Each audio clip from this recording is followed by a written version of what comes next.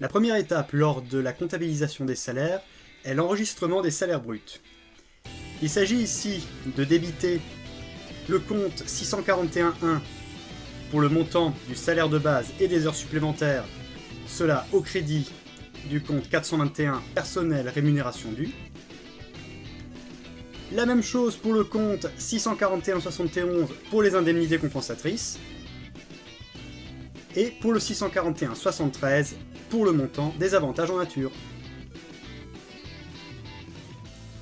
Cela nous donne le salaire brut composé donc du salaire de base, de ses heures supplémentaires, des avantages en nature et des indemnités compensatrices.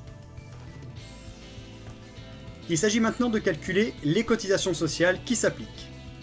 Le taux peut s'appliquer selon le cas au total du salaire brut, dans la plupart des cas, au plafond de la sécurité sociale, cela s'applique surtout en cas de haut salaire, et au calcul particulier, 98,25% du salaire brut, plus les cotisations patronales de prévoyance et de mutuelle, qui servent donc de base de calcul à la CSG et à la CRDS. Pour cela, il suffit de débiter le compte 421 que l'on avait rempli précédemment, afin de créditer le compte 431 Sécurité sociale, le compte 437.1 pour l'assurance chômage et le 437.2 pour la caisse de retraite. Et tout ceci vient diminuer le montant du compte 421. Celui-ci contient maintenant le salaire après retenue. Mais il faut encore retirer les avantages en nature. Pour cela, on débite le compte 421 au profit du compte de produit avantages en nature. Celui-ci est augmenté, tandis que le compte personnel rémunération due diminue encore. Il contient désormais le salaire net. On peut maintenant payer nos salaires en débitant ce compte au profit de la banque qui paiera les salariés. Le compte 421 est maintenant vide. Il nous reste maintenant à enregistrer les charges patronales. Les comptes 431 et 437 ont déjà été remplis par les cotisations sociales salariales. Maintenant, il nous suffit de débiter les différents comptes 645 pour remplir ces mêmes comptes, cette fois-ci avec les cotisations patronales. Le 645.1 pour les charges de sécurité sociale, le 645.3 pour les charges de retraite,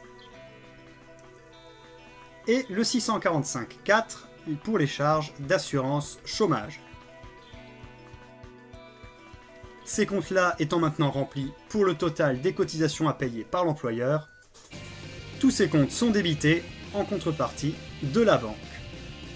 Il s'agit là du paiement aux différents organismes sociaux, et ces comptes sont maintenant vides. Pour rappel au sujet des différentes notions relatives au salaire, le salaire brut est égal au salaire de base majoré des heures supplémentaires, des avantages en nature et des indemnités compensatrices.